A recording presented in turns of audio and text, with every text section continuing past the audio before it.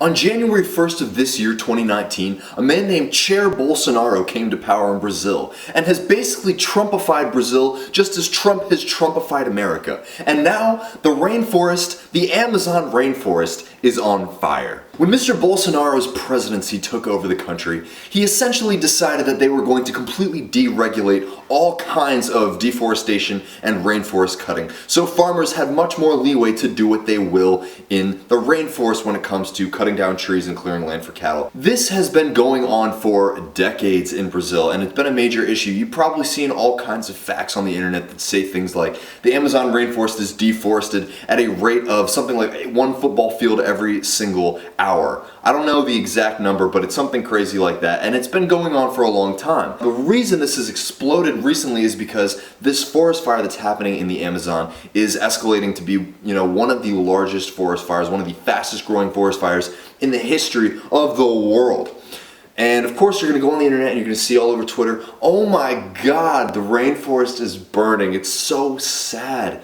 It's tragic. All of these poor little animals dying, being slaughtered in a blaze, in a burning inferno, and they're losing their lives and their skin is being peeled off their faces. And all these people on the internet, typing away tippity-tappity, crying into their hamburgers. And let me tell you something. If that's you, if you are somebody that is still a meat eater and you are complaining about this Amazon deforestation, I understand that, it's totally logical and totally reasonable for you to be worried about a large biome that contributes to 20% of our oxygen, and 20% of the oxygen that we need to consume on a daily basis comes from this Amazon rainforest. It's also known by many as the lungs of the world.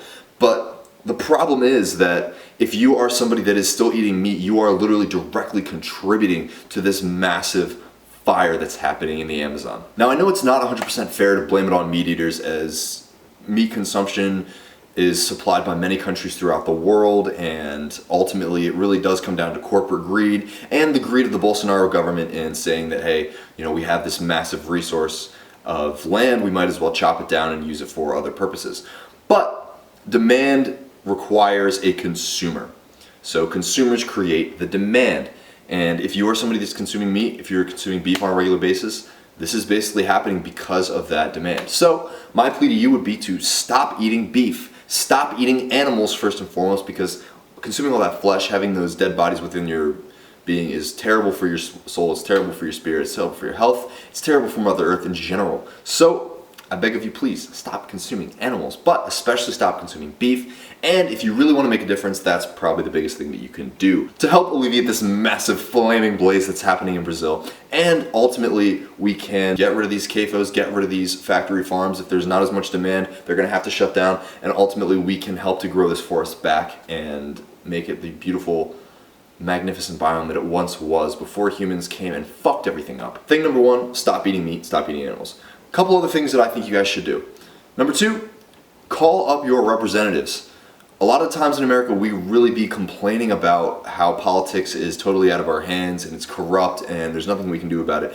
But we choose not to vote, we choose not to call up our representatives and give them our opinion. Plenty of world leaders are pressuring President Bolsonaro and the Brazilian government to stop this forest fire, to stop this excessive deforestation, to stop the chopping and the deregulation of all of these laws that would essentially protect the Amazon and not allow farmers to willy-nilly go in and chop trees down and burn, controlled burn stuff to clear land for more cattle ranching. So call up your representative, tell them this is something that's important to you, and that's helping to put pressure on President Bolsonaro and the Brazilian government. Number three, there are plenty of organizations that are fighting every single day to protect the Amazon and protect these biomes that are vital to our survival as a species and as a community on this planet. So I'm going to include a couple links down below to organizations that I think that are doing a really good job. Organizations like the Rainforest Trust and Amazon Watch are fighting every single day to protect Amazon rainforest land by lobbying in the government, supporting indigenous peoples, and raising money from people like you so that they can continue doing the work that they're doing. Guys, I know I hate on the Twitter fingers, but one of the best things that we can do as a digital society is to keep these things in the limelight. So don't let it die, don't let it become a fad. keep spreading awareness, and ultimately make those changes in your personal life, because that is what's going to matter. That is what's going to affect the capitalist demand and ultimately stop the need for all of this deforestation, stop the need for all this chopping. We can stand in solidarity with the indigenous people. We can stand in solidarity with the people of Brazil and the people of the world, because we are a global society and we need oxygen to survive. Beef does not matter more than oxygen. Guys, if this video was helpful to you, if you enjoyed this video, please like, share, and subscribe to my channel. If you have any questions about going vegan and you would like some help, please feel free to DM me on Instagram. My @ is @ZachOy, and I will be happy to chat with you there. And until next time, goodbye. No, you guys gotta get out of the shot. You guys gotta get out of the shot. There's dogs over here.